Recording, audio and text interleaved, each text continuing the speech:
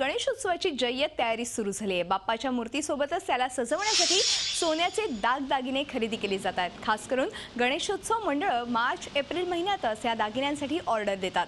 आशीर्वादाचे हात, कंठी, बाजूबंद, मुकुट आणि हारावर सोन्याचा लेप चढवला जातो, तर काही जण चांदीच्या दागिन्यांना सोन्याचा लेप लावतात, तर काही मोठी मंडळं कोट्यवधी रुपये खर्च करून सोन्याचे दागिने तयार करून घेतात। ह्या सर्व दागिन्यांचा फर्स्ट लुक आम्ही प्रेक्षकांसाठी दाखवतोय।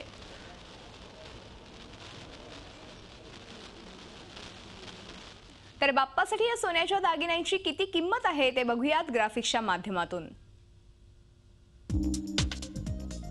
मुकुट 1200 ग्रॅम 1.5 ते 2 लाखांपर्यंत,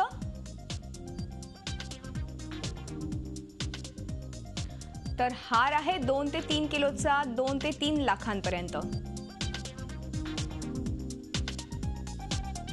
सोन्याची पावलं 2 ते 3 लाख।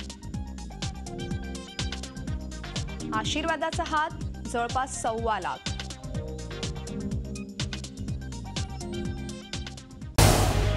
झी 24 तास रहा एक पाऊल पुढे।